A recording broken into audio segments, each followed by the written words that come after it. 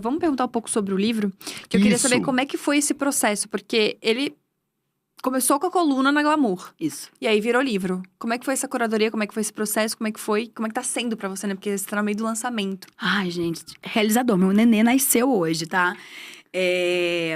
Começou, na verdade, eu já queria escrever um livro. Tinha muita vontade de escrever. Só que eu achei, a princípio, que seria um livro sobre moda. E comecei a rascunhar isso. Eu falei, não sei, eu acho que tem aí um outro passo. E fiquei pensando. Falei, nossa, sei lá, eu tenho tantas pensadas. Eu escrevo tanta coisa, já escrevi tanta coisa na Glamour. E se a gente pegasse esses textos e fizesse uma retrospectiva, né? É o 5º ano. Então, falei, poxa, tem texto à beça, porque 12 meses, né? 12 vezes 5, 60. Não sei. É isso. Ela fez a matemática dela é um pouco defasada, gente. Não dá pra ter tudo. Então, assim, eu falei, cara, tem muito texto aí. Eu acho que isso pode virar um compilado. Porque as revistas, por mais que as pessoas tenham impresso, eles se perdem. E aí, a gente conversou, né, com a revista pra ver a possibilidade. Com o grupo, né, com o grupo Globo Condenate e tudo mais. E eles acharam demais essa ideia, né, de migrar o jornalismo da revista para um livro. Até uma forma de fazer uma conexão, né, de dois formatos editoriais, como, enfim, como um cross mesmo, um cruzamento. Então, falei, cara, vamos lá. Então, vou pegar esses textos, vou rever. Só que no que eu fui revendo os textos, principalmente do começo da carreira, né, de 2017 para 2018, eu falei, nossa, como eu mudei. Como o mundo mudou. Como também algumas coisas que eu falava ali, do feminino, da racialidade, como essas coisas também mudaram e evoluíram, ou algumas até regrediram por conta de questões que nós tivemos aí, alguns atrasos, né, retrocessos que tivemos. Falei, cara, não, pera, não vai ser tão fácil assim. Eu vou reescrever. Então, muito do que tem na maioria, na verdade, das crônicas escritas foram do zero. Eu capturei e resgatei, acho que 3 textos, que foram os textos que viralizaram, porque eu acho que era importante contextualizar o momento em que eles aconteceram.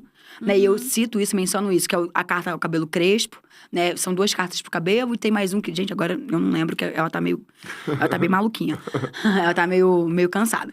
E aí, assim, a gente resgatou esses 3 textos e no mais foi tudo edificado do zero.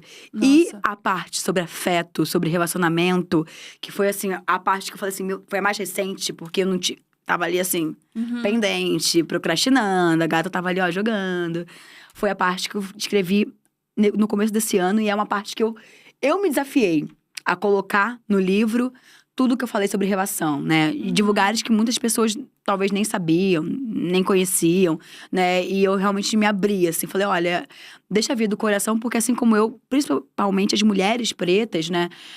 Que se sentem muito solitárias nesse espaço afetivo, talvez elas se identifiquem com algumas delas, né? Inclusive essa questão com a relação homoafetiva, uma relação com mulheres, né? É algo que, não sei, nunca calhou de eu falar sobre isso publicamente, pessoalmente, mas falar sobre por que a mulher negra, muitas das vezes, tem um circuito de muito pudor para lidar com novas formas de se relacionar, trisal, relacionamentos não binários, né? Por quê? Porque isso tem um fator histórico, né? Tem um fator social. Então, eu falei, cara, deixa vir do coração. Ela tá aqui, escrevendo o livro com a perna pro ar. Vai tudo. Aí, na revisão, eu falei, será, gente?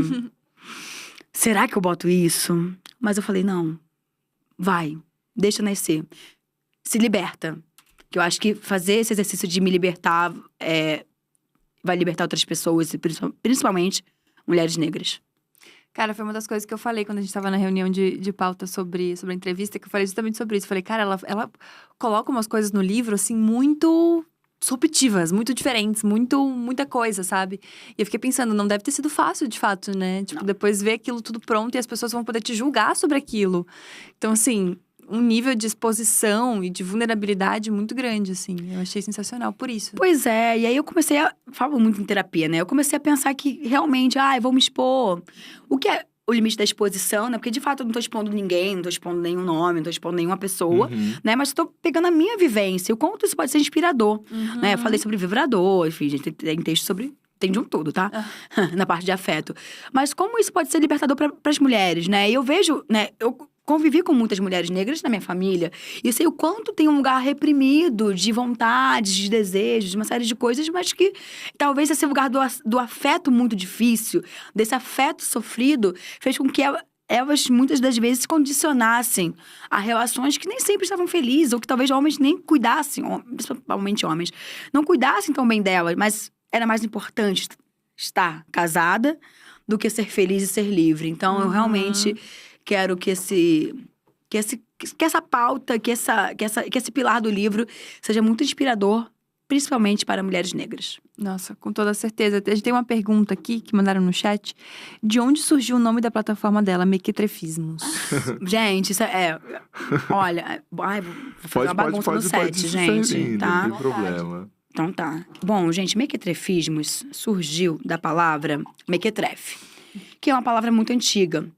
E aí, eu tava conversando com umas amigas minhas, quando a gente começou a pegar adjetivos calhorda, impostora, salafrária. A gente começou a falar umas coisas, a gente lembrou, assim, de adjetivos muito velhos. Falei, cara, mequetrefe, isso é muito bom. Mequetrefe é muito bom. Isso é mequetrefe. Que novela antiga tinha muito mequetrefe.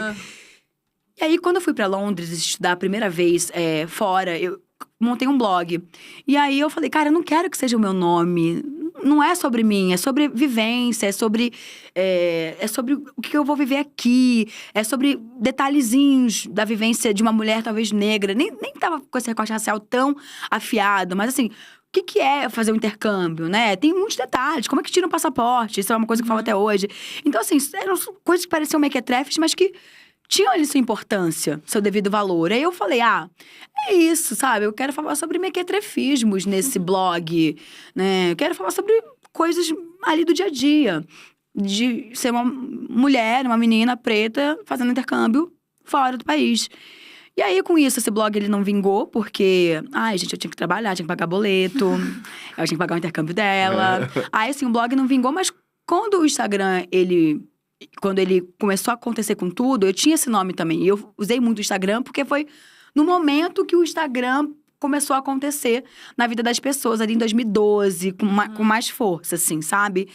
E aí, eu levei esse nome para o Instagram, para o Insta, e fui alimentando, assim, com esse codinome. Porque eu falei, não quero que seja eu.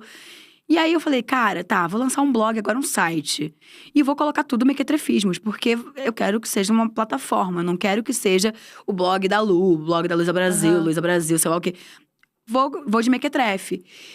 E aí, do nada não, mentira, né? Uma construção de um trabalho.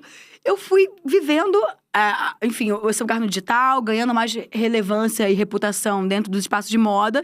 E as pessoas marcando o Mequetrefismos e começou a realmente ganhar um alcance bem maior dentro do segmento de moda. Eu falei, meu Deus do céu, mas que nome difícil. Puta que pariu. Vai ser difícil a beça emplacar com esse nome, né? Aí eu falei, vou trocar, né? Vou botar meu nome, vou fazer alguma coisa. Só que aí, recebi a indicação divina, uma dica divina e preciosa de quem? Jamila Ribeiro. Nossa. Falando de algo muito interessante que a Lélia Gonzalez fala, de quando você tem o poder de ressignificar o sentido das palavras. E que para ela tinha, de alguma forma, mudado o sentido da palavra mequetrefe. Porque toda vez que ela ouvia isso, ela já não conseguia mais associar com algo fútil, bobo, com algo tão superficial.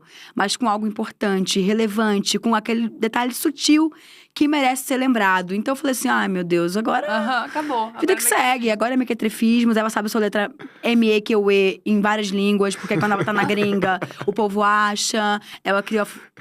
E porque você fala 3 línguas? Eu falo 5. 5?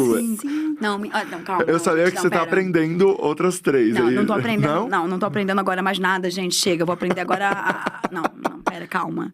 Eu vou aprender agora, roteiro, vou aprender outras coisas, mas aprender mais língua, por enquanto, não. É que nem precisa, 5, você tá tudo bem. Porque assim, o alemão, eu estudei por 1 ano. Mas assim, foi, né? Porque alemão é muito difícil de ter contato com a língua e tudo mais. E o italiano foi um curso de verão. E aí, o que acontece? Quando eu tô na Itália, até dou, né, uma arriscada. E é uma língua mais segura pra gente, porque o espanhol e o português têm ali alguns alicerces. Mas o alemão, coitado, ficou no meio do caminho. Ficou mais por ali. Ich heiße Luísa, ich bin 20 Jahre alt. Assim, tipo, tem umas coisas meio… Meu Deus. Sim, É, com não, toda é super certeza. isso, é super isso, a é gente super concorda isso. totalmente com essa frase.